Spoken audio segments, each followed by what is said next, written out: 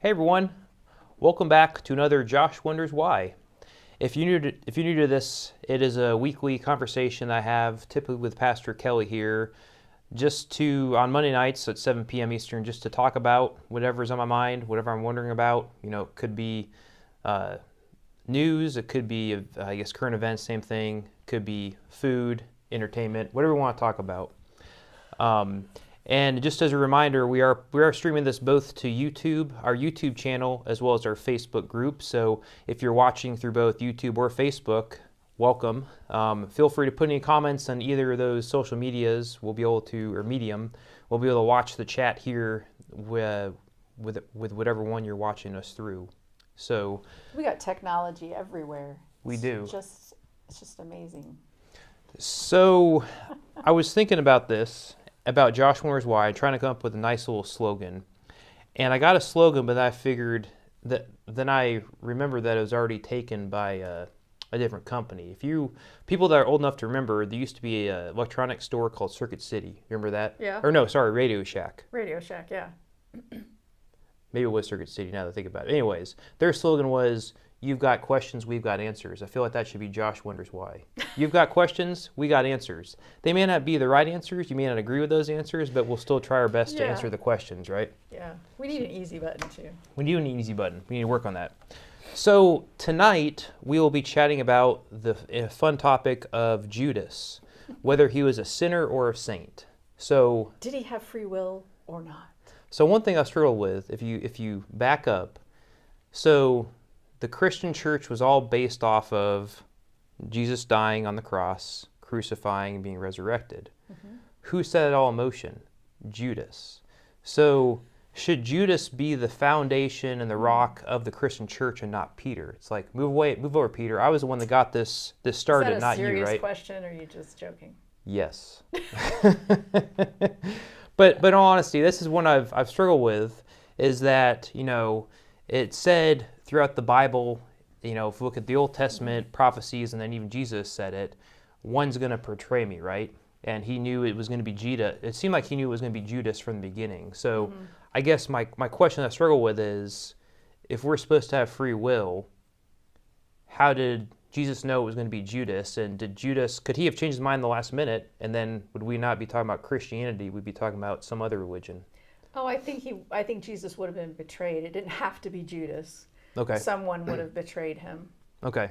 I mean, just look at what happened that week. They're all shouting Hosanna, and then a few days later they're yelling, "Crucify him." Somebody would have turned him in. They were looking for him. The religious leaders were looking for him, so somebody would have turned him in. Didn't have to be Judas. So in what you're saying is he may have just sped up the inevitable. They would have found him that weekend anyway. Mm-hmm. He just, and I guess then the question is, what was his motivation to bring in those two people together, two groups together, right? That is the question, isn't it? And those are fun. There are some fun theories out there. If you watched us last week, we talked about different atonement theories of why Jesus died on the cross. There are some interesting theories I found about Judas, and hoping you can tell us what the right one is, like you did last week. And then there is and I guess if you're watching, Kelly put a poll out there. Just be curious to see what your thoughts are about what you think was the motivation behind Jesus. It's a community chat, and yes. You can pick one of the replies. I don't know if you can do it while you're watching this. I guess you can find out. Yeah, probably not, come to think of it. Well, you'd have to leave one post to go to, I don't know. So afterwards, go ahead and, we'll give you some things to think about, and then maybe that'll influence your answer. Yeah. So I guess let's talk about this some more. So first, I wanted to, go back to the beginning and maybe just capture on some high points of who Judas actually was, just for people that may not know the full story. So from what I can recall, and you can fact check me, because you probably took a course in seminary calling Judas, right? No. So I think Judas, from what I can recall, Judas is one of Jesus' 12 disciples. And at the end, he offered to hand Jesus over to the religious authorities for about 30 pieces of silver. I think based on the Bible, Jesus knew this was going to happen and took no actions. Like at the Last Supper, he said, so be it, or whatever, go and do what you must, or whatnot. So, and then Judas then led the soldiers to the garden where Jesus was praying and kissed him to identify this is Jesus, right? So that I also have, I've always been confused as why did they need to really, identify Jesus? Wasn't he a well-known character, or not character, sorry, a well-known figure at the time, a rabbi? They wouldn't have had issues identifying him, right? I mean, well, maybe the Roman soldiers would have. Okay. If the religious leaders were like, go arrest this guy, but they're not Jewish, they might not know him. Okay.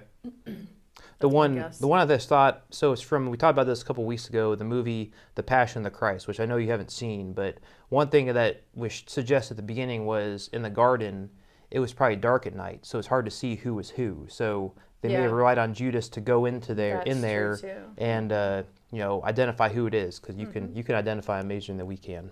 So they just stood on the outside and waited for Judas to go in there and give him a kiss, and the rest is history, right? I think it's interesting if you read the Gospels and you see the list of the disciples, like they seem to be in order of their importance. Like Peter's always first, and then James and John, and Judas is always the last one on the list. Is that the same order in all the Gospels? I think so, but I think that's because that's what the Gospel writers wanted to do. So I say this sarcastically. You mean John didn't put John first because he was the one that Jesus loved the most, right? You would think he would have put himself first. Okay. Well, he was second, I guess. Second or third. But so I'm sure that the gospel writers decided that, they were going to rank them or something. Yeah. Always put Judas last. Yeah. Judas is the only one that has a last name, too. Judas Iscariot. Okay. I always thought Simon Peter was his last name. I'm joking. I'm going to stop with the jokes. So I'd be curious. So then, Judas went and turned Jesus over to the authorities. But I guess we've already established that it was on his own free will, because that's the one thing I struggle with is, it was prophesied that one would betray him. And the thought is that Judas did it, yes, but if he hadn't have done it, say he had a turn of heart, over that course of that Passover weekend, someone else would have turned him in, because there was grumblings that, hey, there's this new Jewish Savior that's going to come and save us politically, was the understanding at the time. So there would have been authorities been wanting to stop that. So they would have found him at some point during that weekend, right? Yeah. Is a thought. Especially after the parade. Yeah. That's true. That's He's back. Yeah. Well, and I think also that now people will debate, did he have free will? Was it predestined? And I think my husband will probably argue with me, but I believe that he did have free will, and that Jesus knew that he would do it simply because Jesus was human and divine, and God is outside of time. So God created time. God is not bound by our time, our linear time. And so God knows everything that will happen because it's like it's happening in real time to God. Okay. So I don't know if that makes sense, because, we think of linear time and we don't know what's coming. But God does. But it's not like God decided, well, Judas is going to be the one to betray Jesus. God knew Judas would make that choice. So then that means he was predestined to make that choice then, right? No. Okay. No, he had the choice. But God knew what choice he was going to make, is what you're saying. God knew, because God knows everything. And because of free will, he didn't try to intercede and try to say, Judas, don't do this, right? And that's why Jesus really didn't try to stop him. He couldn't, what is the word? He couldn't get in the way of the free will, right? Well, and I think that it's possible. A few things are possible. In the Old Testament, a lot of times you read, God hardened his heart, like with Pharaoh. God hardened his heart. I don't think God hardens hearts. I just think that we can harden our hearts if we keep turning away from God and we keep resisting grace and God's love, that our heart will get harder, and we'll just get farther and farther. We'll go farther and farther away from God. God doesn't move, but so his heart could have gotten hard over the time that he was with Jesus, and maybe he got frustrated with Jesus. Jesus wasn't doing what he wanted him to do or thought he ought to do. There's also the issue of was he possessed by Satan? So let's get into these theories, because I think there's some fun things to unpack. The other question, didn't he later kill himself? Yes. I do want to touch on that. We have time, because argue with you. That is interesting as far as did he kill himself, or he did kill himself. But it's interesting as far as the different Gospels say sort of contradictory things about how he actually died. So I'll touch on that if we got time at the end. But so I guess the theories for why he sorry, something just glitched on the screen, but nothing impacting us. So the theories... No, but I can't see any comments on my phone, which is weird. I see them on... You can't see comments on your phone? Yeah, it's weird. I don't know. You tried to go out and go back in or something? We're seeing the comments on the screen, though. Yeah, so it's okay. Oh, there they are. Okay. Okay, just to refresh. So the first theory was he just greedy, right? So did he just do it for the money, right?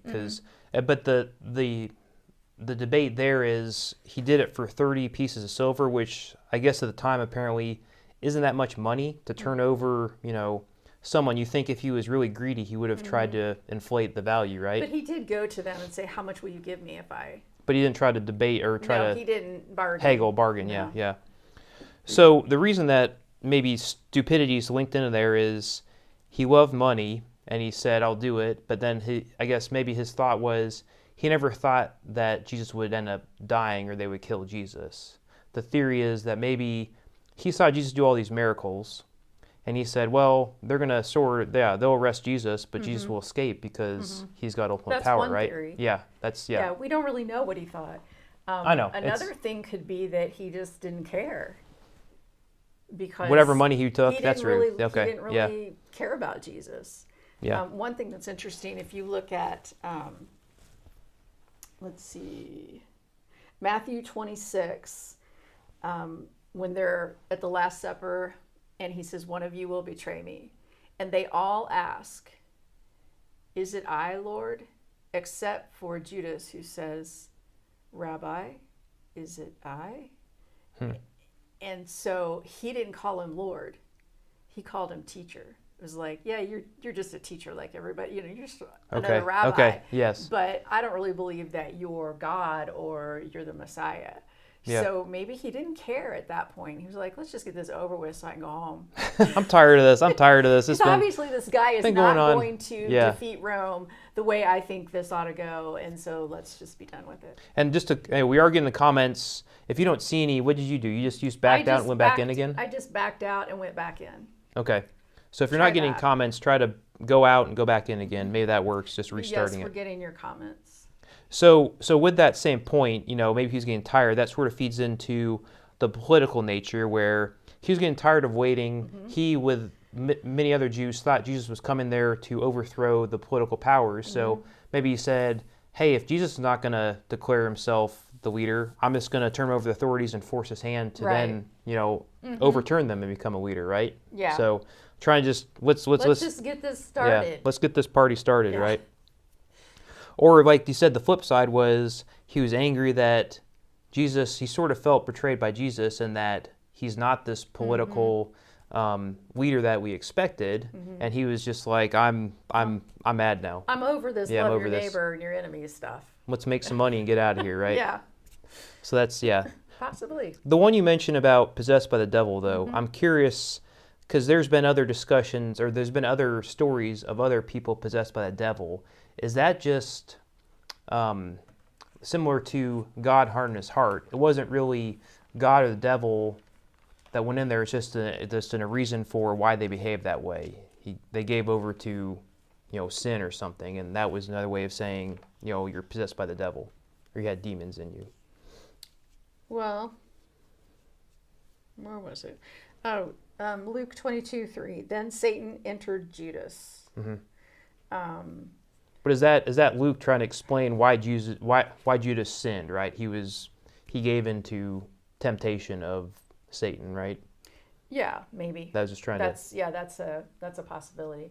And so the word there for entered it also means just like to enter a house or something, but it's the same word that Jesus used when he healed somebody and told the demon not to come back. Mm-hmm. Do not enter him again. So it does have a connection there. Okay. Maybe he didn't like being at the end of the line all the time. Yep. Yeah, the last one, when you go through and you wait to the 12th disciple, Yeah. they're like, just stop introducing everybody. We're getting tired of this, right? Why am I always last? Trying to find a Bible verse too. Never mind, I can't find one that works. So those are the main theories, right? Greed. What drove his greed? Was he stupid with that? Possessed by the devil, fulfill a prophecy, God's plan. The political nature, sort of that was sort of lumped in with the greed. And then he didn't really do much. He just sped up the inevitable. It was going to happen regardless. He just made it happen. But then my all-time favorite theory, which I know holds no ground, but I like this because it sort of brings back like the picture Judas like wearing peace shirts and doing peace like the hippie tie-dye with bell bottoms. But I thought that Judas saw that, these two parties, Jesus and the religious leaders, have some disagreements. Let's get them together, sing Kumbaya, and try to sort out their differences, right? Yeah, like they'd never been together before? I don't know. Well, there's a thought that that they may have mistranslated Judas betrayed, and maybe it was he just tried to bring them together. No. He didn't intend to betray Jesus. No, I think the word is betray. Well, they said it's based off a mistranslation that Several Jesus intended not times. to betray, but to hand over Jesus such that they can just discuss their differences, right? Work them all out. Hand over, though, to me means, I'm going to hand you over to go against your will where they're going to take you. So interesting. So those are theories. I'd be curious to see what your thoughts are. If there's a survey out there, you can add your own theories to there, or just put them in the chats here. Maybe he didn't like being at the end of the line. He got just disgruntled. I was always the last disciple, right? Yeah. But then to go back to the other point, because I think we do have some time. Yeah. So at the end of all this, Judas did die. Now, from what I can recall, depending on the gospel, one gospel, I can't recall which one, maybe it's Matthew, said that he was overcome with guilt after Jesus was crucified. He returned his money and then he hung himself, right? And then the authorities said, we don't want this blood money back, so they bought a field where he hung himself and named the field something about the field of blood or something. Yeah. But then all other three gospels, from what I recall, they say that he didn't return the money and his death was an accident. So it sort of contradicts. Which one do we believe? I don't know about that. Okay. Where does it say his death was an accident?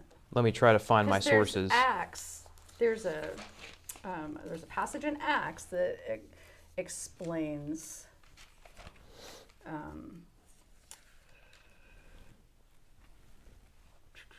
Okay. Yeah, Acts. Yeah, it was Acts. Sorry, not the Gospels. It was Acts. My fault. Yes, Acts does say. The payment he received for his wickedness, Judas bought a field. There he fell headlong. His body burst open and all his intestines spilled out. Which very could be he hung himself, but it sounds like he hung himself. He bought the field himself. He, Yeah. Went down the hill. And then the other one is the gospel that says that he threw the money back at them. And yeah. Okay. So maybe that's what I'm thinking of. Is the gospel? Himself. Maybe Matthew says that, and then Acts, which I assume was maybe part of Luke, was. Yeah, Luke wrote Acts. So I feel like it slightly contradicts itself. Down. There's so many different places where you see, verses about Judas. So I was trying to get a list there. Yeah. But they're all over the place. So. Now, there's some theories as far as why he killed himself too, because I like good theories. We haven't unpacked too many theories already, so let's do some more theories. Oh, you got more theories? As far as why Judas killed himself. Oh, okay. So I'm curious. So the first thought was he was just so overcome with guilt at his betrayal that he decided he killed himself. The other one was that... Which supports the theory that he didn't mean for Jesus to die. Yes. He was just trying to get Jesus to, let's get this going. And then, that he didn't really intend for Jesus. Yeah, that's fair. Or it says he was basically an outcast from his peer group because everybody, Well, that's true. all the disciples didn't like him anymore, so he was overcoming grief because of that. One other thought was he killed himself in order to redeem himself for his bad act. So apparently at the time, this is an accepted use of suicide, was to redeem yourself, is what I've read. Oh, well, that makes sense.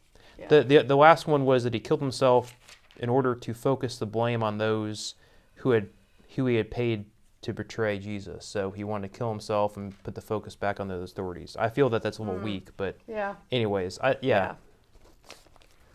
So interesting stuff, this Judas. Mm-hmm. At the end of the day, the question is, was he a sinner or a saint? And I think where I'm leaning is there was greed involved. He sped up the inevitable. Someone would have handed him over anyway, or Jesus would have been caught anyway. Mm-hmm. So I feel like it was motivated by greed, whether that greed was I want money or we need to speed up this rebellion, let's get it going. Mm-hmm. I feel like I would lean towards the sinner side. I think Judas is like all of us. We are all saints and sinners. Yes. So I think that in some way we can probably all identify somewhat with Judas, that we have not always made the right choices. We have likely betrayed someone, if not, overtly, by just non-action. Yeah. And I think that we are all susceptible to hardening our heart and, and making ourselves more available to be tempted, and to, if we aren't walking close with Jesus and staying connected, then we're more likely to give in to temptation. And we're all, just human nature is to be self-protective. Yeah. So that's the good comment this made. It's interesting we continue to discuss Judas. Judas is part of our human condition, which I would agree with. Yes. I like that, Susan. So I guess that was going to be my next question, but I think I know the answer is, because of Judas basically betrayed Jesus, is he going to be in heaven? Will he be forgiven? That's the question, isn't it? Everybody wants to know. Yeah. If we die in our sin, did he, what happened to the other thief on the other side of Jesus? We know that the one got to go to paradise. What about the other one? Yeah. So, I think it comes down to what you believe about life after death, mm-hmm. and heaven and hell, and do you believe that God will ultimately send some people to hell or not? Which that's probably a topic for another Josh Wonders Why. That's interesting. Yeah. I think people can choose to not accept Christ even after. I don't mm-hmm. think that, if you don't do it here, you're out of luck. I don't believe that. Yeah. Because I don't believe that about God. There are a lot of reasons why people might not accept Christ here on earth. But in the end, after death, if you are exposed to the love of God and you still want to say no, I think you can do that, because I think we still have free will. Then. Okay. Okay. Yeah. So yeah. I think that if,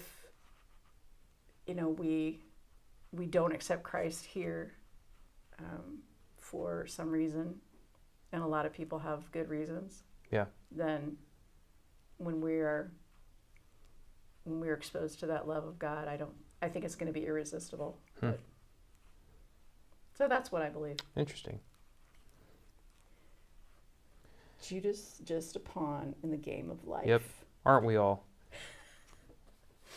Well, that depends on what you think about free will. Yeah. So, I guess that's fair. Yeah. I think he had free will. I don't think he was a pawn. I think he had free will. Yeah. I mean, somebody was going to do it, but that doesn't mean that God was like, okay, I want somebody to do it. and so therefore I'm going to choose somebody and make them do it. I don't think that's the way it happened. I think the friction was building, and someone was going to do it eventually. Yeah.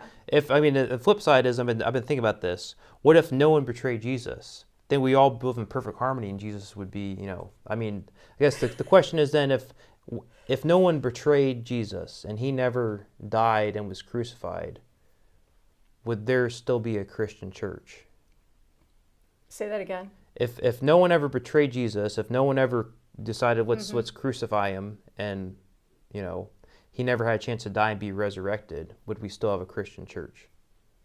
Well, I think we might, because people might have still followed him, but if he never died and then came back, then, because I believe, as we talked about with atonement theories, that Jesus defeated death by doing that. Yeah. So we could still have a Christian church, but we would just all die.